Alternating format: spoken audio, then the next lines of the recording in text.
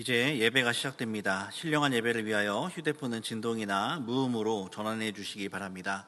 또한 성도님들의 온몸과 마음을 예배로만 집중해 주시기 바랍니다. 이제 다 함께 묵도하심으로 주일 낮 예배를 드리겠습니다.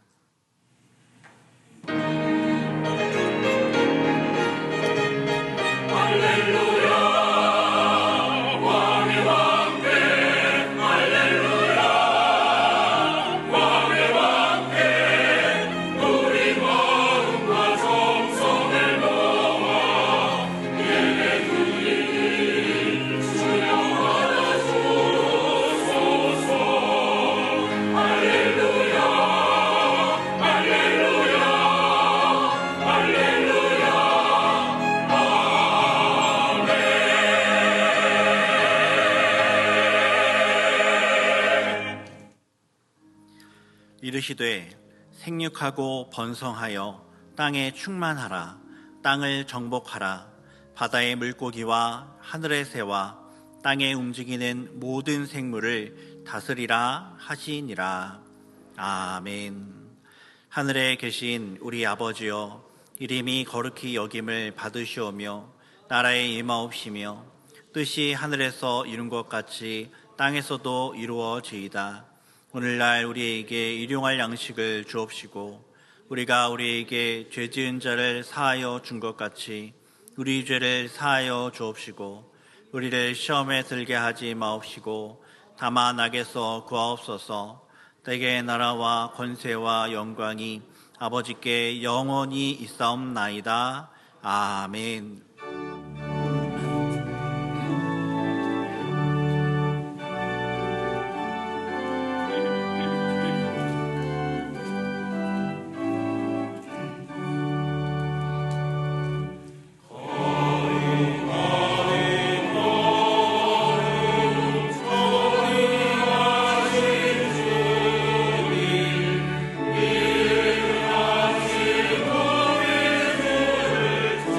Oh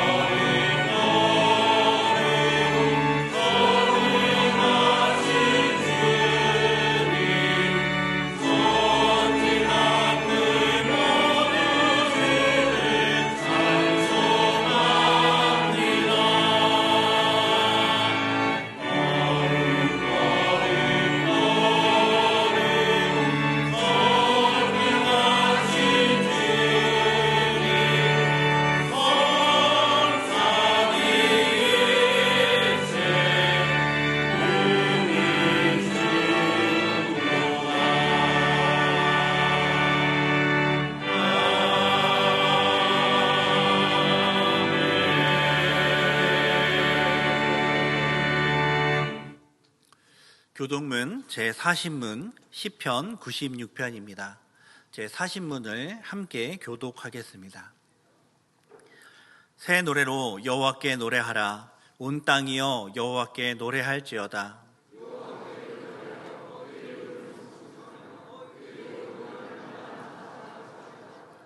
그의 영광을 백성들 가운데에, 그의 기이한 행적을 만민 가운데 선포할지어다.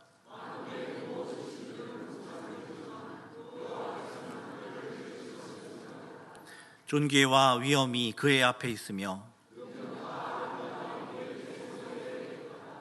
아름답고 거룩한 곳으로 여호와께 예배할지어다.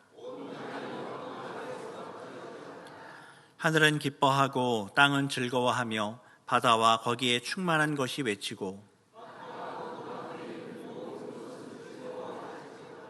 그때 숲의 모든 나무들이 여호와 앞에서 즐거이 노래하리니 그가 의로 세계를 심판하시며 그의 진실하심으로 백성을 심판하시리로다. 아멘. 전능하사 천지를 만드신 하나님 아버지를 내가 믿사오며 그 외아들 우리 주 예수 그리스도를 믿사오니 이는 성령으로 잉태하사 동정녀 마리아에게 나시고 본디오 빌라도에게 고난을 받으사 십자가에 못 박혀 죽으시고 장사한 지 사흘 만에 죽은 자 가운데서 다시 살아나시며 하늘에 오르사 전능하신 하나님 우편에 앉아 계시다가 저리로서 산자와 죽은 자를 심판하러 오시리라. 성령을 믿사오며 거룩한 공예와 성도가 서로 교통하는 것과 죄를 사하여 주시는 것과 몸이 다시 사는 것과 영원히 사는 것을 믿사옵나이다. 아멘.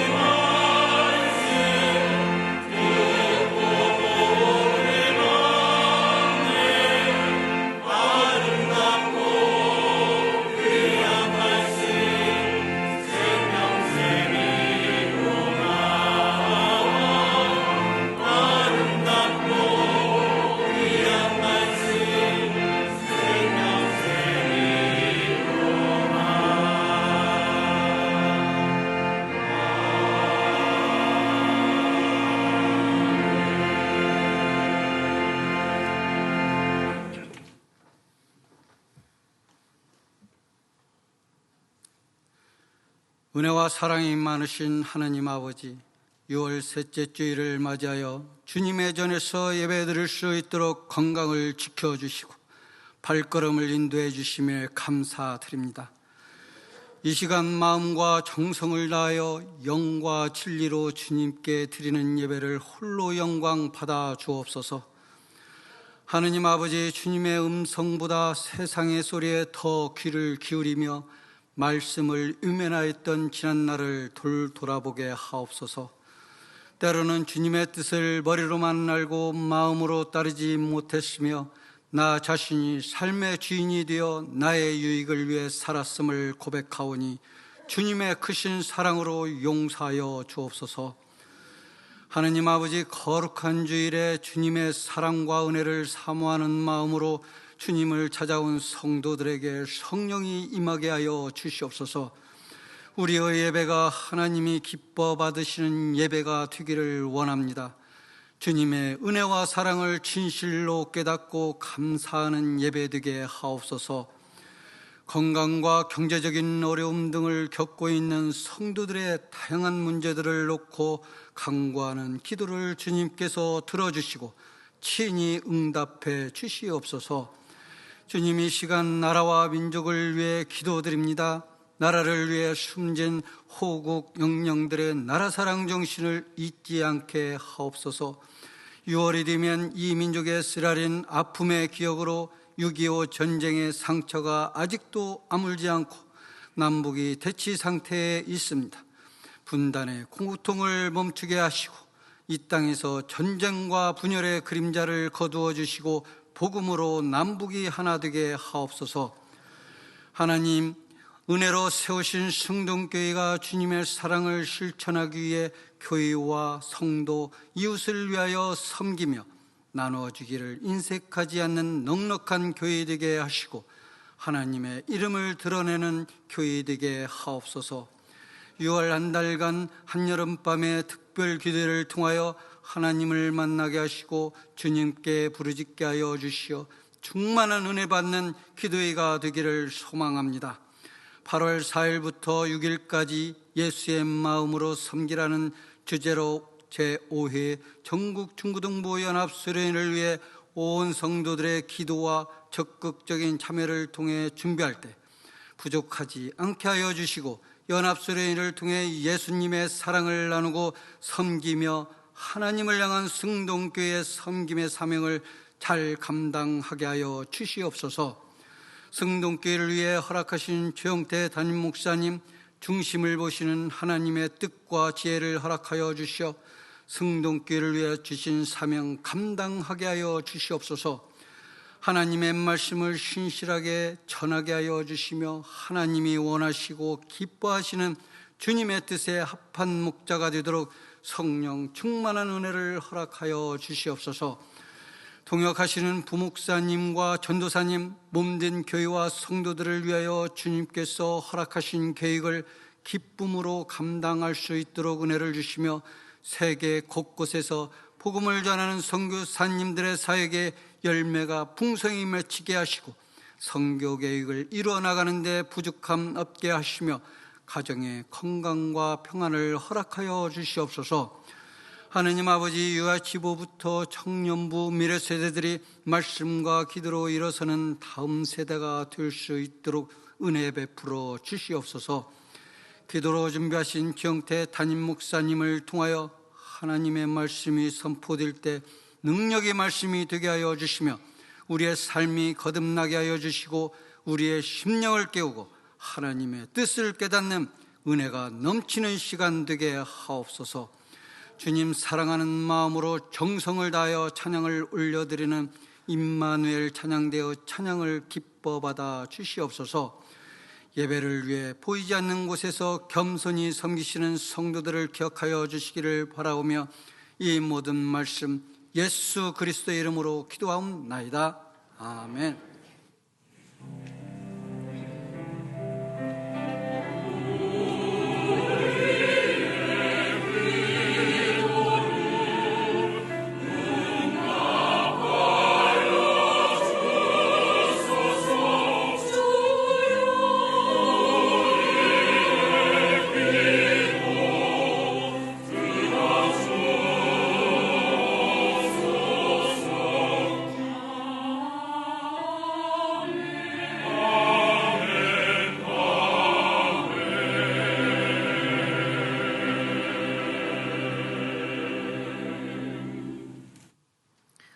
성경을 봉독하겠습니다. 하나님의 말씀은 창세기 4장 25절에서 26절까지입니다.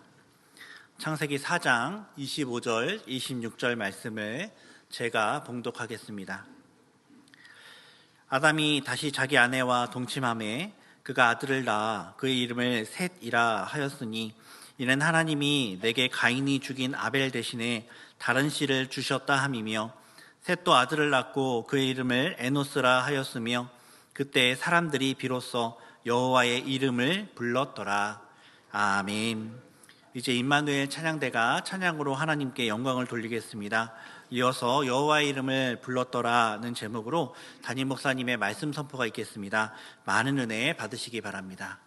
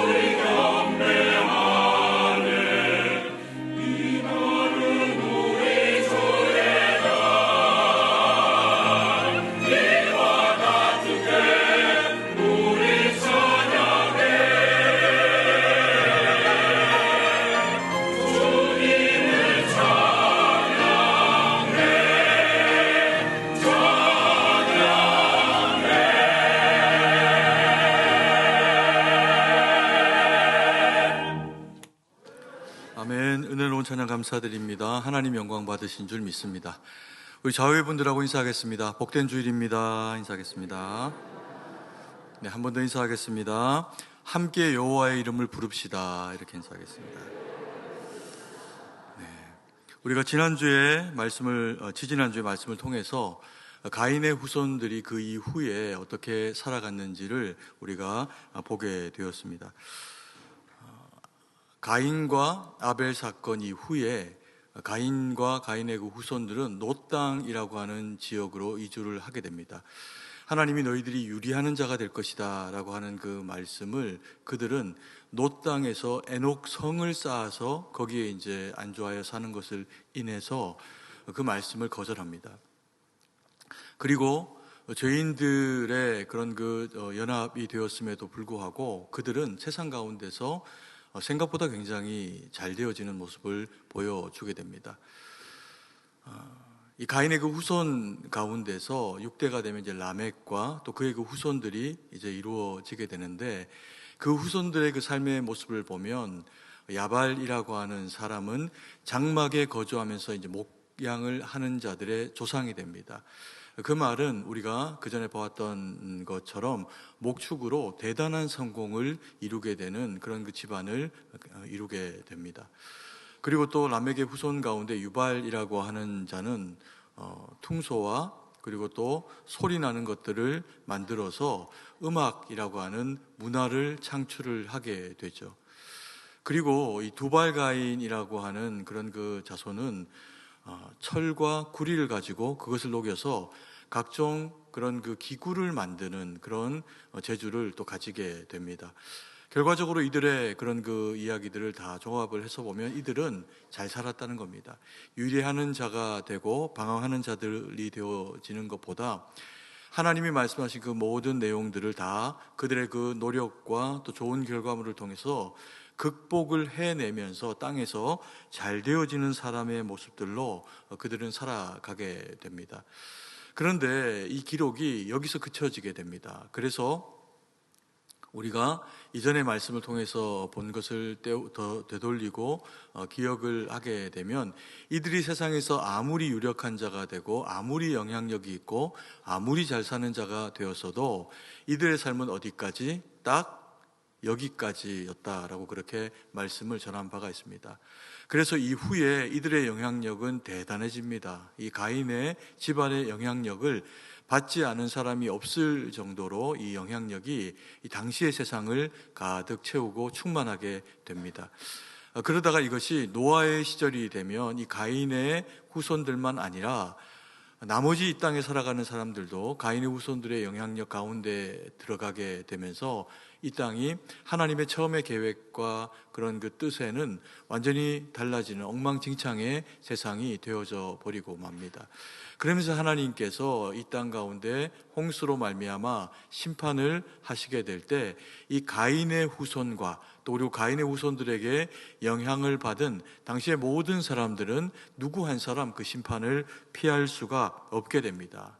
그리고 그들의 그 삶은 이 땅에서 아무리 많은 문화를 이루고 유익한 복된 삶을 살았다고 하더라도 딱 거기까지의 삶이 그들의 마침이 된다라고 성경이 이 기록들을 통해서 우리에게 영적인 교훈을 주고 있습니다. 그러면서 4장 끝에 가면은 딱 두 줄에 그런 그 하나님께서 가인이 죽인 아벨을 대신해서 주신 셋과 셋의 아들에 대한 에노스에 대한 이야기를 짤막하게 그렇게 이야기하고 있는 구절을 만나게 됩니다. 그러면서 이 구절을 통해 가지고 새로운 시작과 새로운 영적인 영향력에 대해서 설명을 해주고 있는 그런 그 내용들을 만나게 됩니다. 뭐 그렇다고 해가지고 우리가 그 이후에 4장 후반절과 그리고 또 5장의 말씀들을 보면 별다른 내용들이 없습니다. 누가 누구를 낳고 그리고 누가 몇 세까지 세상을 살았더라라고 하는 낳고 살고에 대한 이야기로 가득 채워진 그런 그 이야기들을 우리가 만나게 됩니다. 그럼에도 불구하고 이 내용들 가운데 이 족보의 이야기 가운데는 약간의 그 짧은 특이한 그런 그 기록이 되어져 있는 것을 보게 됩니다. 그 내용들을 통해서 우리가 성경이 우리에게 주시고자 하시는 그 말씀의 의미를 마음 가운데 새기기를 원합니다. 그 구절들 중에 하나가 오늘 우리가 읽은 4장 25절, 26절에 해당하는 그런 그 이야기입니다. 이 표현 가운데서 핵심적으로 중요한 내용이 무엇이냐면 오늘 우리가 제목으로 또 그리고 인사로 나누었던 내용입니다. 사람들이 비로소 어떻게 했다고요? 여호와의 이름을 불렀더라라고 하는 내용입니다.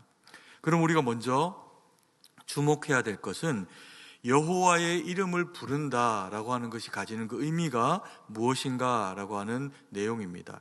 4장 26절 말씀을 같이 한번 읽습니다. 셋도 아들을 낳고 그의 이름을 에노스라 하였으며 그때 사람들이 비로소 여호와의 이름을 불렀더라. 여호와의 이름을 부른다라는 것이 가지는 의미가 무엇일까요? 단순하게 그 내용의 그 의미를 정확하게 추론하기가 사실 어떤 면에서는 쉽지 않습니다. 왜냐하면 그것과 관련한 다른 어떤 설명들이 없기 때문에 그렇습니다.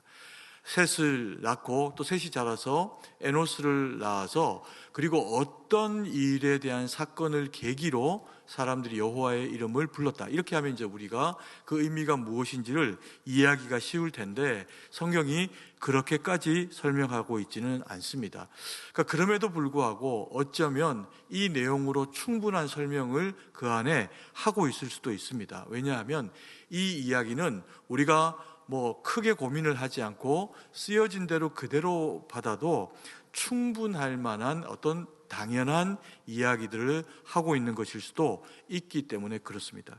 그럼 이 이야기는 어떤 의미의 이야기가 될 수가 있을까요?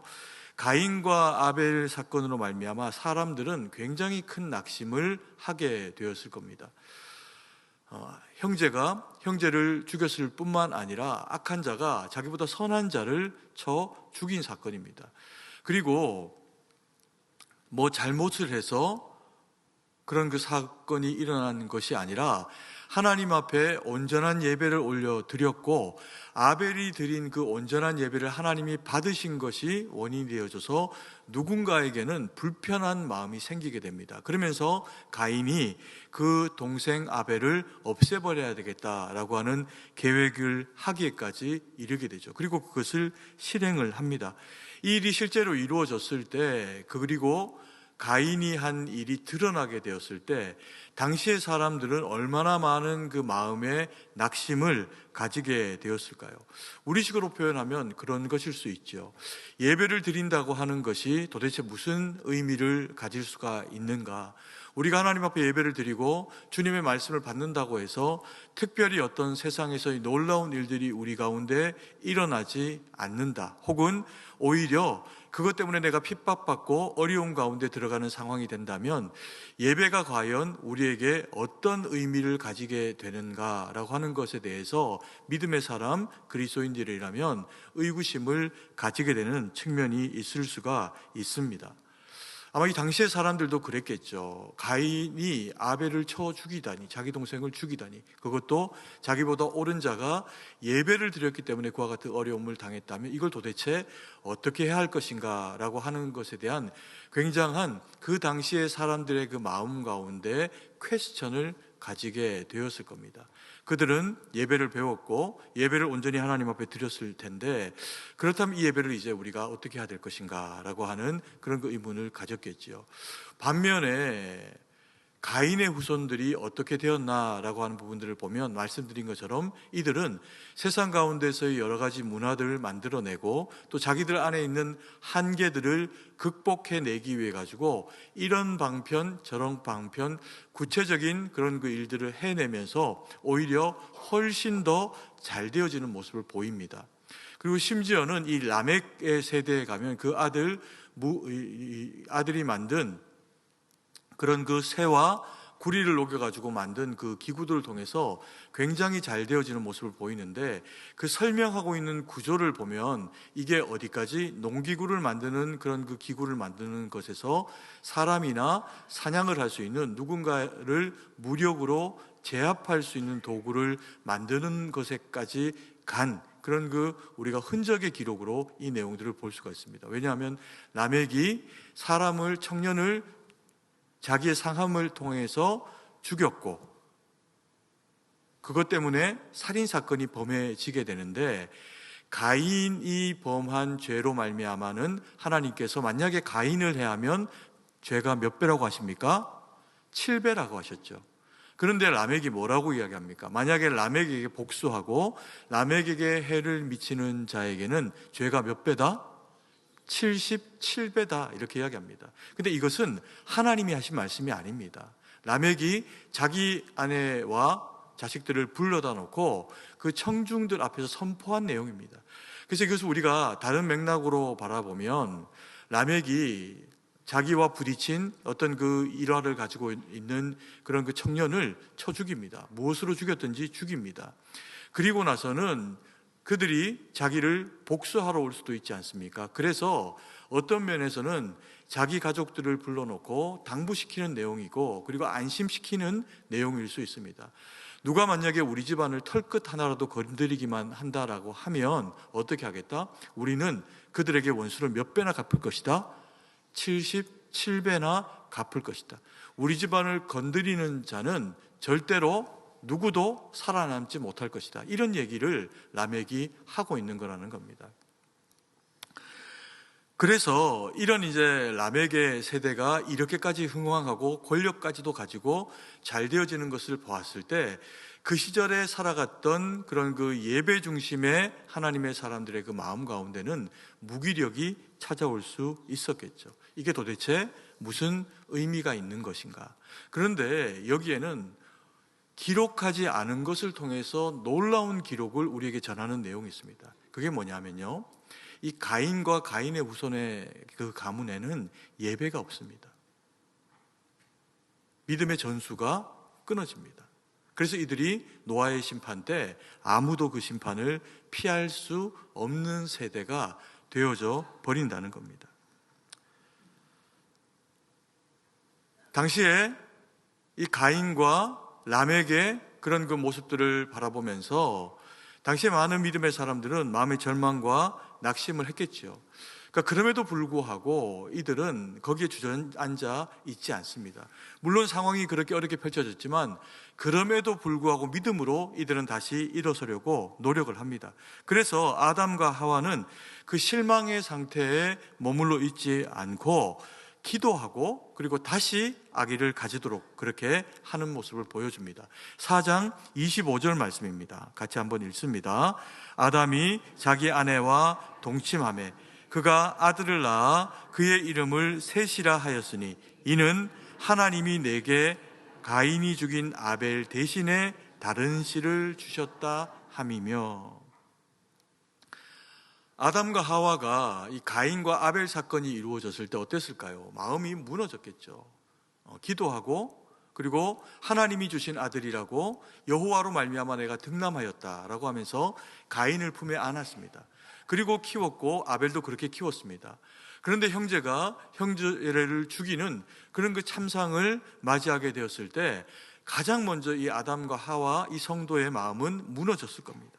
그런데 거기에 머물러 있지 않고 이들은 하나님 앞에 기도하며 아이를 낳습니다. 그리고 셋을 낳고 셋이 또 자라서 에노스를 낳습니다.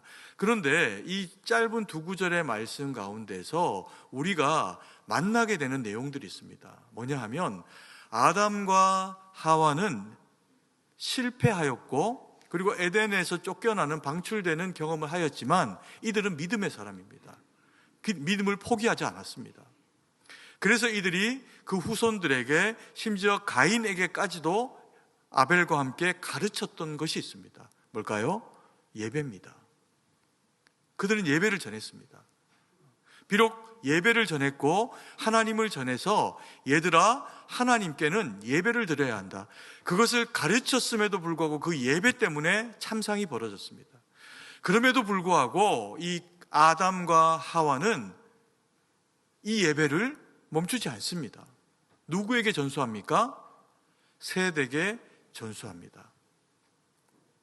그리고 셋도 자라서 장가를 가고 아이를 놓습니다. 에노스를 낳아요. 그리고 그 에노스에게 무엇을 전합니까? 예배를 전수합니다. 그래서 아담과 하와, 셋과 에노스로 이루어지는 이 가문, 이 계열 가운데는 하나님 앞에 드리는 이 예배가 끊이지 않고 전수되어지게 됩니다. 예배를 포기하지 않은 거죠. 그랬더니 비로소 그 시절의 사람들이 깨닫습니다. 뭘요? 예배가 옳다. 우리에게 믿음으로 산다는 것이 때로는 고난이 찾아오고 힘겨움이 되어지기도 하고 내가 예수님을 믿고 하나님 주신 말씀으로 세상 가운데 그 말씀을 전하며 살았더니 때로는 핍박을 당하고 어려움을 당하는 그런 그 상황들이 일어나고 벌어진다고 해도 그럼에도 불구하고 우리가 예배자로 사는 것이 어떠하다? 옳다. 가인의 후손들은 어떻습니까? 세상 문화를 주도하고 막강한 권력과 힘을 가져도 그들은 세상을 어떻게 잘 살고 남으로부터 나를 어떻게 보호하고 내 자신을 어떻게 표현할 것인가에 온통 그 모든 마음들이 쏠려 있어서 거기에 몰두되어집니다. 그래서 예배를 전수하지 않습니다. 왜요? 예배에 대해서 이야기하고 하나님에 대해서 이야기하면 뭐까지 이야기해야 됩니까? 자기 가문이 죄인이다라는 것을 끊임없이 이야기됩니다. 예배를 끊습니다.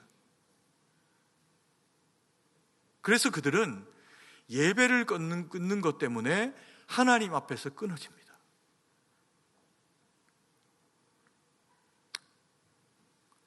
우리가 이 세상을 살면서 이 짧은 두 구절의 말씀은 우리가 무엇에 집중하고 무엇을 남기기 위해서 살아가야 하는 자들인가에 대한 것을 우리에게 일깨웁니다. 우리는 예배를 드리고 세상 가운데 예배를 전합니다. 그리고 우리의 자녀들에게도 예배를 드리도록 권면합니다. 이것이 만약에 끊어지면 어떻게 될까요? 똑같이 되는 거죠. 누구하고? 가인과 가인의 후손이 갖는 결과와 우리의 자식들이 가지게 되는, 우리의 사랑하는 이들이 가지게 되는 결과가 다르지 않게 된다는 겁니다. 그래서 우리는 무엇보다도 예배가 중요하고 예배를 전수하는 자들이 되어야 한다라고 하는 것을 성경이 우리에게 이야기를 하고 있습니다. 그래서 이 셋과 에노스의 이야기를 통해 가지고 비로소 사람들이 여호와의 이름을 어떻게 했다? 불렀더라. 우리가 누굽니까? 우리도 사람이죠. 그러면 우리가 뭐 해야 된다는 겁니까? 여호와의 이름을 불러야 한다는 겁니다. 여호와의 이름을 부르고 여호와의 이름을 부르는 것을 전수해서 예배가 우리에게서만 맞춰지고 그쳐지는 게 아니라 우리를 넘어서 이 예배가 전수되도록 해야 하는 예배를 자랑하고 예배를 전해야 될 책임이 우리에게 있다는 겁니다. 그리고 우리는 언제 여호와의 이름을 부를까요? 아브라함의 경우를 한번 볼까요? 아브라함은 하나님의 말씀을 받고 갈대아 우르를 떠나서 가나안으로 옵니다. 약속의 땅으로. 그리고 그곳에 정착하기 위해서 도착하고 난 이후에 하나님 앞에 여호와의 이름을 부르며 제사를 드립니다. 12장 7절, 8절, 9절 말씀입니다. 같이 한번 읽습니다. 여호와께서 아브라함에게 나타나 이르시되 내가 이 땅을 내 자손에게 주리라 하신지라. 자기에게 나타나신 여호와께 그가 그곳에서 제단을 쌓고 거기서 베델 동쪽 산으로 옮겨 장막을 치니 서쪽은 베델이요 동쪽은 아이라. 그가 그곳에서 여호와께 제단을 쌓고 여호와의 이름을 부르더니. 여기까지 잠깐 읽겠습니다. 갈대아 우르에서 부름받은 아브라함은 하란을 거쳐서 거기 좀 정착하고 있다가 다시 하나님이 거기서 불러내십니다. 그리고는 약속의 땅 가나안에 이르게 되죠.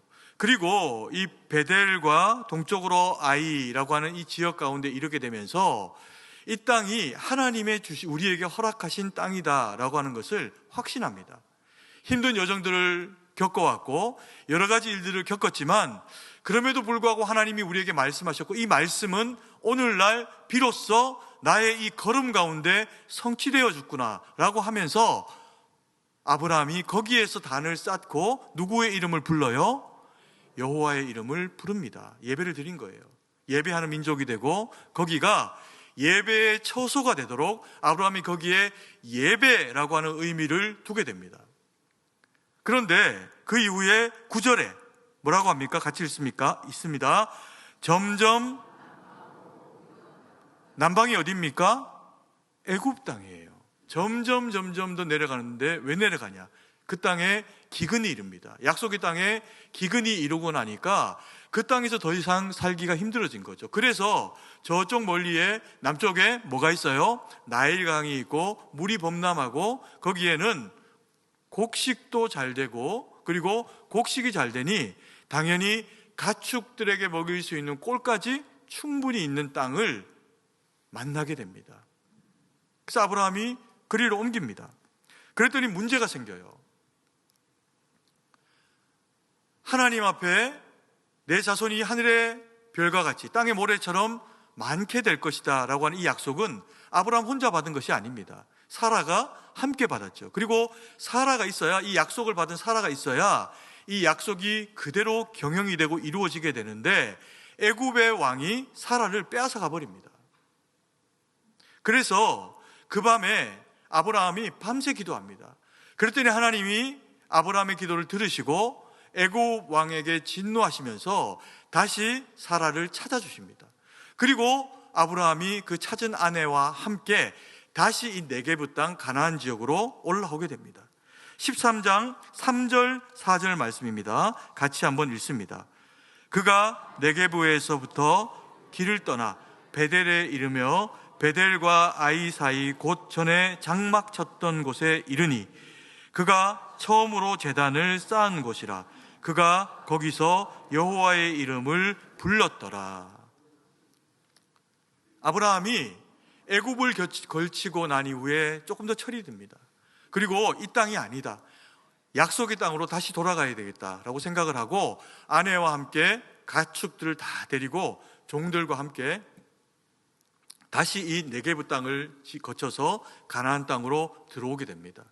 그리고 그 땅에 왔더니 베델과 북쪽으로 올라갔더니 그들이 처음에 단을 쌓았던 이 베델과 아이에 그들이 이르게 됩니다. 그래서 어떻게 합니까? 여기까지 인도하셨고 애굽을 지나서도 우리를 지키시고 또다시 여기까지 인도하신 분이 누구이시다? 여호와 하나님이시다. 그래서 아담이 다시 거기에 단을 쌓고 다시 누구의 이름을 불러요? 여호와의 이름을 부릅니다.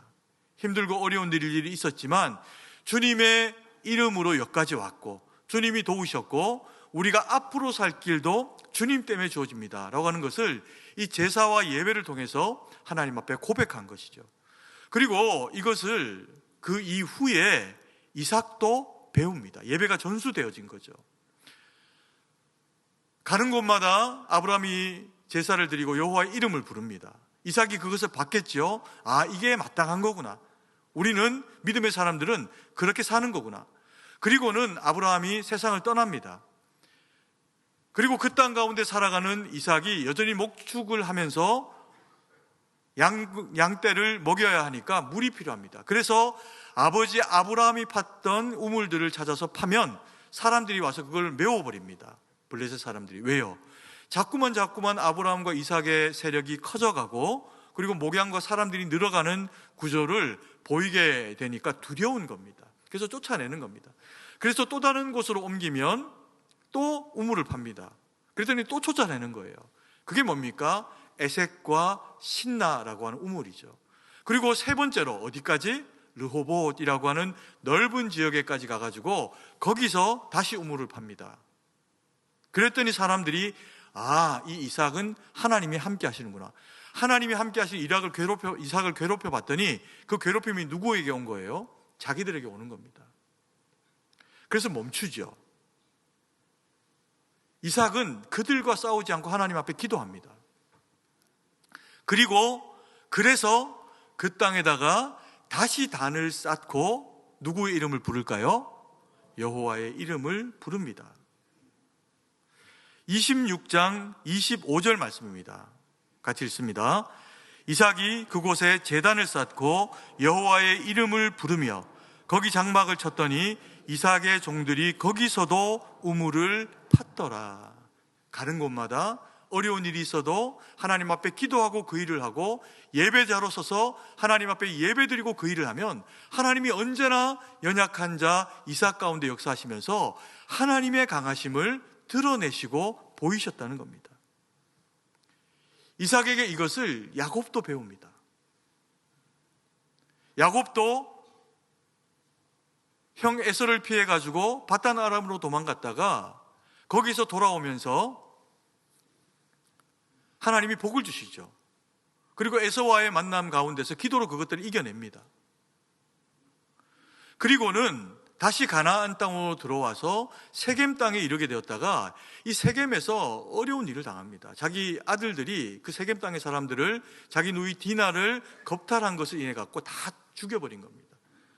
그래서 이 사람들이 두려움에 쌓입니다. 야곱이 혹이라도 이 가나안 사람들이 다 일어나가지고 자기를 치면 어떻게 할까 두려움에 빠져 있을 때 하나님께서 야곱에게 말씀하시면서 베델로 올라가라라고 얘기합니다. 그리고 거기에 단을 쌓고 하나님 앞에 예배자로 서라라고 그렇게 다시 명령을 하시게 됩니다. 35장 1절 말씀입니다. 같이 읽습니다. 하나님이 야곱에게 이르시되 일어나 베델로 올라가서 거기 거주하며 내가 내 형 에서의 낯을 피하여 도망하던 때에 내가 나타났던 하나님께 거기서 무엇을 쌓으라? 제단을 쌓으라. 예배를 하나님 앞에 올려드리라 라고 그렇게 말씀을 하십니다. 그리고 야곱 가운데 마음의 두려움을 잠재우시고 가나안 땅 백성들을 누르시면서 가나안 땅 가운데 야곱이 다시 살아갈 수 있는 터전이 되게 하십니다. 누가요? 여호와 하나님이. 그리고 이 일은 야곱에게서 그쳐지지 않습니다.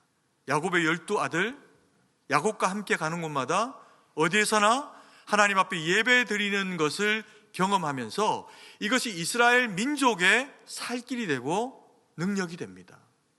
그래서 다윗도 예배자가 되고 다윗과 함께하는 이스라엘 백성들도 예배자가 되고 하나님의 임재가 있는 언약궤를 그래서 다윗이 그렇게까지 사모하게 됩니다.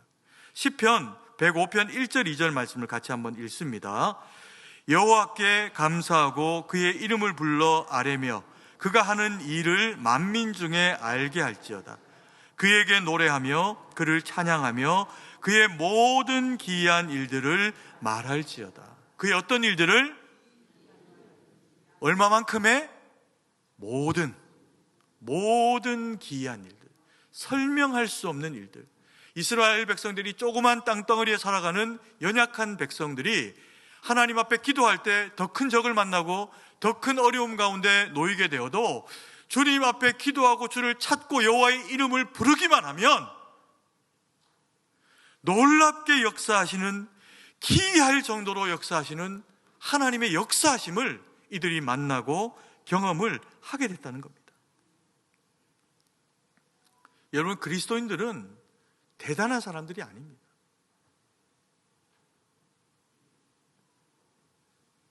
연약하고 여전히 부족하고 여전히 세상을 살아갈 그 힘이 내게는 없다라고 하는 것을 고백하는 이들이 그리스도인들입니다. 그래서 우리가 언제 여호와의 이름을 부르고 기도합니까? 힘들고 어려울 때죠. 여러분, 우리가 기도해야 된다, 기도하셔야 됩니다, 기도만이 살 길입니다, 이렇게 이야기하고 또 우리가 이걸 압니다. 그래서 아멘도 합니다. 그런데 그럼에도 불구하고 실제로 우리가 정말 얼마나 기도하나 돌아보면 물음표가 남을 수 있습니다. 6월 한 달 우리가 금요일을 날을 정하고 기도하며 하나님 앞에 나오기로 결정하고 지금 기도하고 있습니다. 환난에서의 회복. 이스라엘 백성과 우리에게 환난이 없습니까? 환난이 있죠. 근데 대단하세요. 환난을 그냥 견뎌. 뭐 안 하고, 기도 안 하고. 어떻게 이겨내시나 몰라.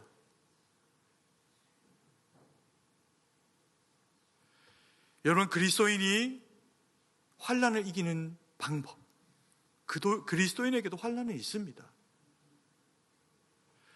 그리스도인이 환난을 이기는 그 힘과 회복의 능력이 성경은 여호와의 이름을 부르는 것이다, 우리에게 그렇게 설득하고 있습니다. 이번 주 금요일이에요. 한 주 남았습니다. 6월달 다 지나갑니다. 기도하러 나오십시오. 기도하셔야 됩니다.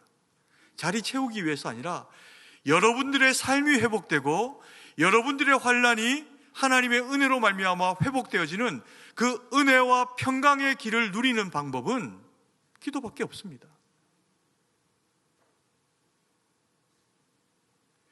여러분, 우리에게 주어져 있는 이 어려움과 현실의 문제들을 주님으로 말미암아 주님과 함께 기도하며 이겨내는 방식을 우리가 체득할 때 우리에게 이루어지는 게 있어요.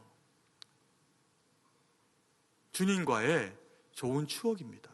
내가 이렇게 기도했더니 하나님이 나에게 이렇게 역사하셨지. 우리 집에 이 환난과 어려움이 이렇게 해결된 것이 주님의 은혜였지. 환난은 우리로 기도하게 하고 우리의 기도는 여호와의 이름을 부르게 합니다. 여러분, 우리가 주님께 이스라엘 백성들보다 더 복된 이유는 정확하게 가르쳐 주셨어요. 뭐라고? 여호와의 이름으로 기도해라. 그래서 우리가 누구의 이름으로 기도합니까? 예수의 이름으로 기도합니다. 그러면 하늘 하나님께서 들으시래요.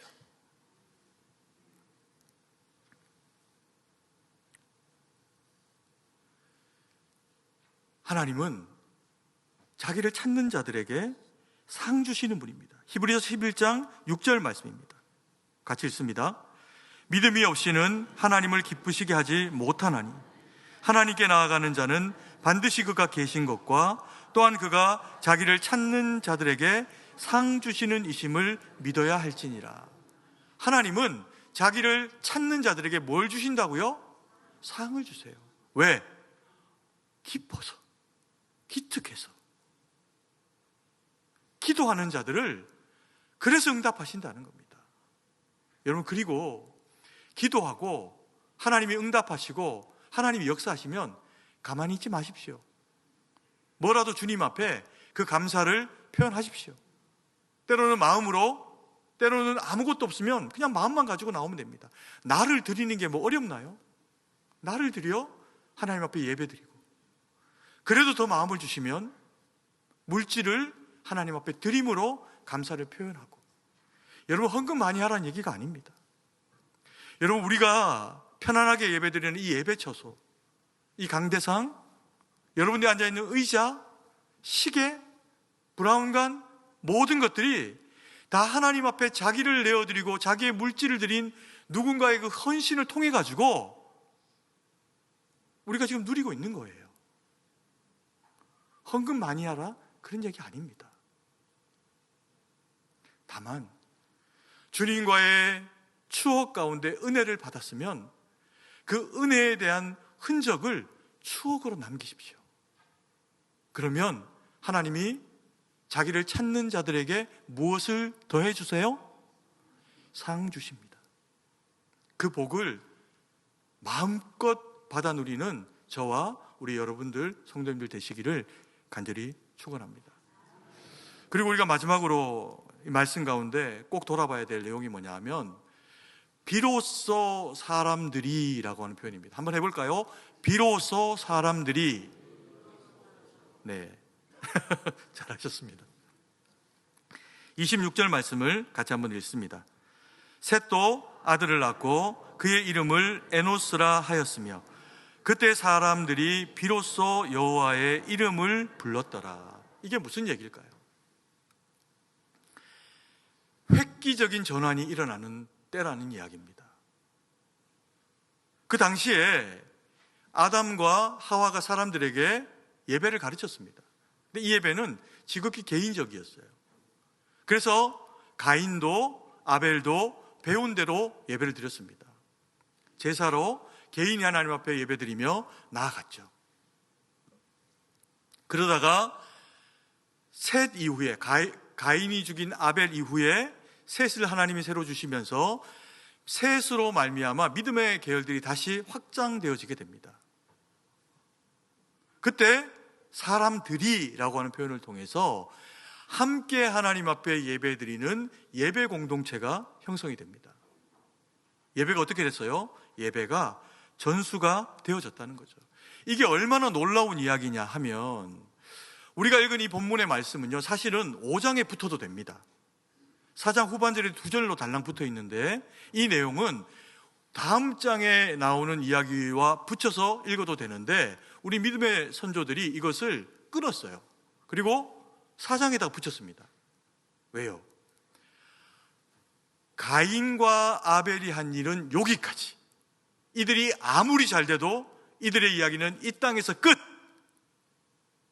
그리고 하나님이 하시는 이야기는 다시 지금부터 그래서 주인공이 가인의 이야기인 줄 알았는데 그게 아니라 누구의 이야기예요? 셋과 에노스의 이야기더라. 셋과 에노스의 이야기가 무엇을 선포하고 있는가? 놀라운 이야기입니다. 여러분, 우리가 연초에나 올해 내가 성경을 한번 통독해야지. 창세기 1장부터 계시록까지 한번 읽어서 한번 완전히 다 읽어야지. 이렇게 마음의 결정을 하고 성경을 읽다가 어디에서 힘들어요? 5장 가서 멈춥니다. 왜요? 4장까지는 스토리가 있어서 읽을만해. 그리고 5장 갔더니 아무개가 아무개를 낳고 아무개가 또 아무개를 낳고 몇 년을 살고 또 낳고 낳았더라. 그게 이제 족보에 대한 이야기입니다. 근데 여러분, 이 이야기는 놀라운 이야기예요. 이 이야기를, 이 족보의 이야기를 에노스와 셋의 이야기와 붙여서 읽어보십시오. 그럼 뭔 얘기가 됩니까? 비로소 누가? 사람들이 누구를 불렀어요? 여호와의 이름을 불렀더라.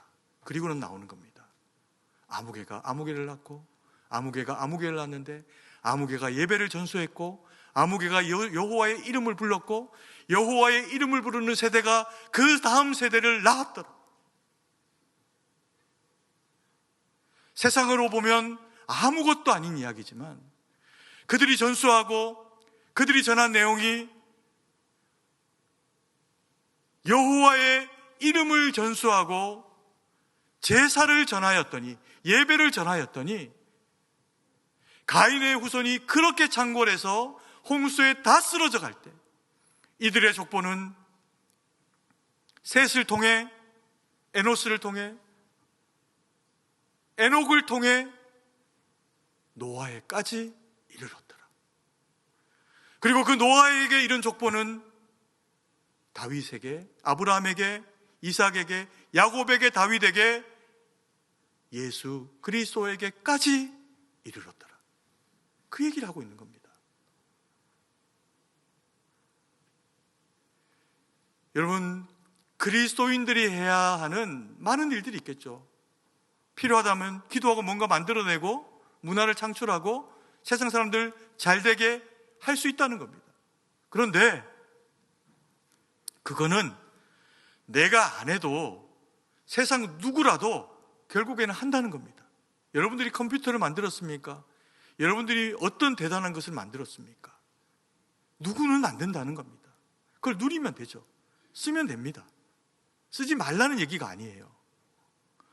근데 우리가 반드시 꼭 비로소 그럼에도 불구하고 반드시 해야 하는 것이 있답니다. 뭘까요? 여호와 이름을 부르고 예배자가 되고 예배를 전하는 자들이 되는 겁니다. 여러분, 우리 교회가 5회째, 이제 올해로 벌써 5회째가 되었습니다. 8월 달에 전국 중고등부 연합수련회를 가집니다. 기도해 주셔야 돼요.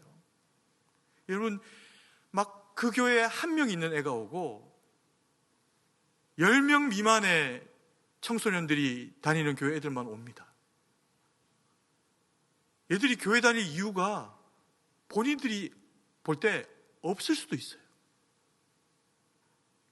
그런데 이 아이들을 모아다 놓고 여호와의 이름을 부르게 하면 이들이 혼자 있을 때보다 더 큰 은혜를 받습니다. 기도해 주셔야 됩니다.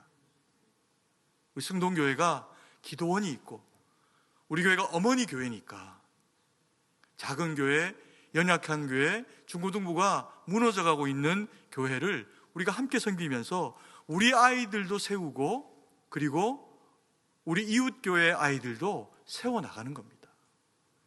그래서 우리 성도님들이 꼭 함께 이 일에 기도로 참여하고 섬김으로 함께 해 주셨으면 좋겠습니다. 여러분, 그리스도인의 능력이 뭘까요? 그리스도인의 능력은 오늘 성경이 그렇게 이야기합니다. 그리스도인의 능력이 없다, 무능하다, 아무것도 아니다. 그리스도인의 능력은 그래서 여호와의 이름을 부르는 것에서 옵니다. 성경의 모든 믿음의 사람들이 자기가 경험하는 그 철저한 무능함 가운데 마음이 무너질 때 하나님 앞에 나와서 기도했습니다. 다윗이 그랬고, 모세가 그랬고, 바울도 그랬습니다. 고린도후서 12장 9절 말씀을 같이 한번 읽어볼까요? 나에게 이르시기를 내 은혜가 내게 족하도다. 이는 내 능력이 약한 데서 온전하여 짐이라 하신지라. 그러므로 도리어 크게 기뻐함으로 나의 여러 연약한 것들에 대하여 자랑하리니 이는 그리스도의 능력이 내게 머물게 하려 함이라. 바울이 힘들어서 육체의 고통을 가지고 하나님 앞에 기도했습니다. 그랬더니 고쳐주시기 전에 하나님이 됐다 이렇게 이야기하세요. 네가 약한 중에 그러나 온전하여 질 것이다. 바울은 자신의 이 육체의 질고 때문에 죽지 않습니다. 복음 때문에 자기 생명을 내어놓아요. 연약함 때문에 하나님 앞에 기도하고, 연약함 때문에 하나님 앞에 부르짖어 구하면 그가 가는 곳마다 하나님이 놀랍게 은혜 가운데 역사하시고 바울의 기도를 들으십니다. 그래서 그가 전한 복음이 로마를 거쳐 우리에게까지 이른 겁니다. 놀랍지 않습니까? 그리스도인의 능력이 무엇입니까? 여호와의 이름을 부르고 우리의 약함을 주님 앞에 고백하는 겁니다. 주여, 내가 전적으로 무능합니다. 할 수 있는 것이 아무것도 없습니다. 목사인데 날마다 느낍니다. 나는 왜 이렇게 무능할까? 그래서 기도합니다. 그래서 여러분들이 저를 위해서 기도해 주시고, 저는 여러분들을 위해서 기도하고, 때로는 누가 병들었다, 누가 아프다 힘들다고 하면 그게 마음이 떠나지 않아서 기도합니다. 왜요? 우리가 다 무능하니까. 성경은 그래서 우리에게 다시 권면합니다. 힘을 내라. 유약하지만 그러나 너희에게 능력이 있다. 빌립보서 4장 13절 말씀입니다. 같이 읽습니다. 내게 능력 주시는 자 안에서 내가 모든 것을 할 수 있느니라.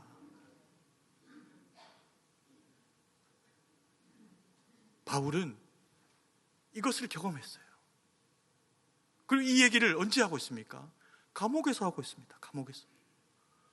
아무것도 할 수 없는 갇힌 몸이 되었음에도 불구하고 기도로 할 수 있는 그 일, 기도해야 하시는 하나님의 그 일, 복음이 전해지고 예수가 전해져야만 역사되어지고 일하시는 하나님의 그 능력이 복음의 사람을 통해 복음으로, 기도의 사람을 통해 기도로 주님 앞에 이루어지면 누가 일하신다고요? 주님이 일하십니다. 하나님이 일하십니다. 이 말씀 받는 저와 우리 사랑하시는 성도님들의 그 삶 가운데 환난과 힘겨움, 어려움 있으면 여호와 이름 부르십시오. 주님 반드시 역사하십니다. 옆에 아픈 환우가 있고 우리 교회 많아요. 그들을 보면 여호와의 이름으로 위로하고 여호와의 이름으로 기도해 주십시오. 우리가 그런다고 영원히 살지는 못합니다. 그럼에도 불구하고 주님은 우리의 기도를 들으시고 우리의 기도 가운데 역사하시면서 여호와의 이름이 영광을 받으시도록 일하실 것입니다. 그 은혜 가운데 바로 서서 주의 기쁨이 되어드리고 주님 영광 돌리는 우리 모두가 되어지기를 간절히 축원합니다. 사랑의 아버지 하나님, 은혜와 사랑을 감사드립니다. 주시는 말씀 마음에 받고 아버지 하나님, 여호와의 이름에 능력이 있는 줄 알고 기도의 자리 가운데, 말씀의 자리 가운데 나와서 예배자로 자기를 하나님 앞에 올려드리고, 그리고 힘겹고 어려운 상황들을 지나는 백성들과 연약한 지체들을 볼 때 주님 앞에 마음을 들여 기도하는 그 성도의 기도를 들으시고 하나님 역사하시고 은혜 베풀어 주셔서 우리 가운데 주의 그 살아계심이, 주의 그 역사하심이 능력으로 드러나도록 함께하여 주시옵소서. 주님께 모든 것을 의지하고 그렇게 역사하시는 예수님 이름으로 기도드립니다. 아멘.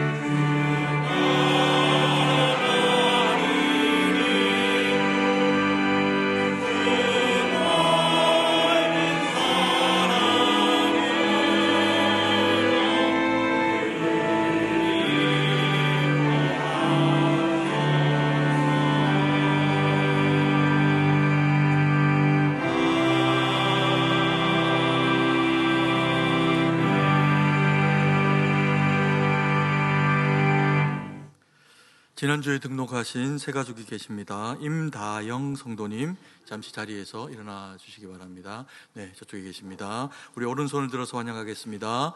예수님의 이름으로 환영합니다. 네, 감사합니다. 네, 자리에 앉아 주시기 바랍니다. 기도드리겠습니다. 사랑의 아버지 하나님, 은혜와 사랑을 감사드립니다. 우리 가운데 임다영 성도님 함께 영적 가족으로 보내시고 믿음으로 주님 앞에 함께 세워져 가도록 주님 은혜 베풀으셔서 감사드립니다. 우리 임다영 성도님이 주님 은혜 가운데 믿음으로 살아갈 때마다 주의 도우심과 주의 은혜로 함께 하셔서 그 가정과 삶 가운데까지 주의 놀라운 은혜와 능력으로 함께 하시고 주님 도와주시옵소서. 사랑의 아버지 하나님, 은혜와 사랑을 감사드립니다. 우리가 다 주의 것인 줄 알고 우리에게 허락하신 모든 것이 주님이 우리에게 베푸신 것인 줄 알아 그 가운데 일부러 귀한 예물로 주님 앞에 올려드립니다.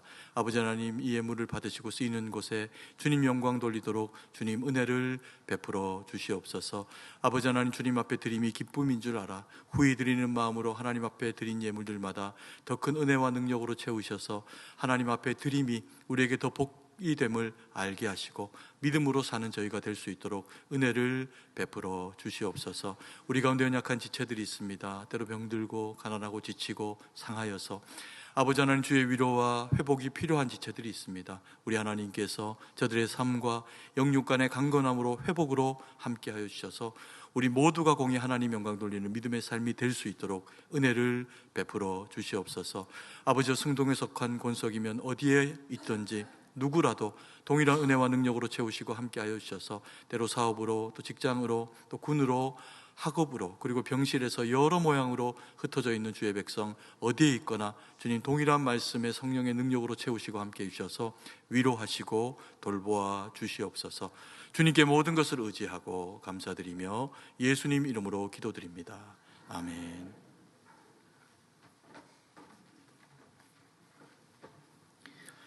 교회 소식을 전해드리겠습니다. 오늘 우리 교회 처음으로 오신 분들을 예수님의 이름으로 환영합니다. 본당 1층 새가족부실로 오셔서 환영과 안내를 받으시기 바랍니다. 한여름밤의 특별 기도회 안내입니다. 6월 한 달간은 금요기도회는 강사를 초청하여 환난에서의 회복이라는 주제를 가지고 특별 기도회로 진행합니다.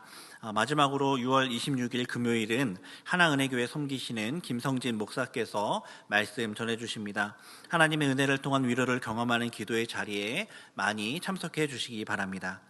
제5회 전국 중고등부 연합수련회가 8월 4일 화요일부터 8월 6일 목요일까지 2박 3일간 승동기도원에서 진행됩니다.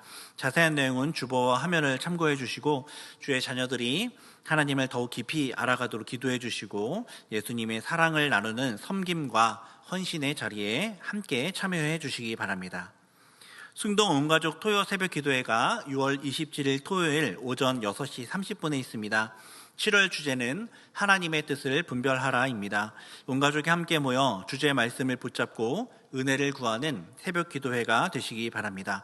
새벽 찬양대원은 당일 오전 5시 30분에 찬양 연습실에서 모입니다.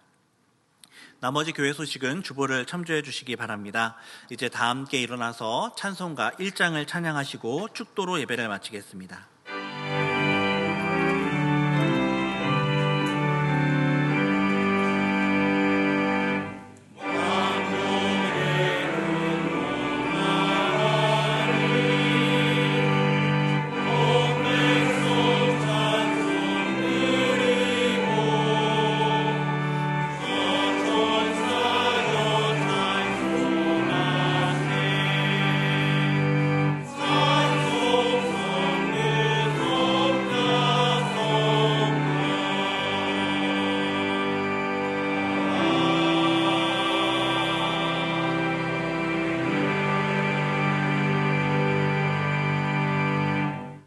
이제는 우리 구주 예수 그리스도의 구속의 은혜와 무한하신 하나님 아버지의 사랑하심과 성령의 위로교통 충만하심의 은혜의 역사가 오직 그리스도 예수께 드려진 삶이 되어져서 복음 전하며 주의 기쁨이 되며 주님 앞에 영광 돌리기로 살아가기로 다짐하며 결정하는 주의 거룩한 백성 성도 머리머리 위에 이제로부터 영원토록 함께 있을지어다. 아멘.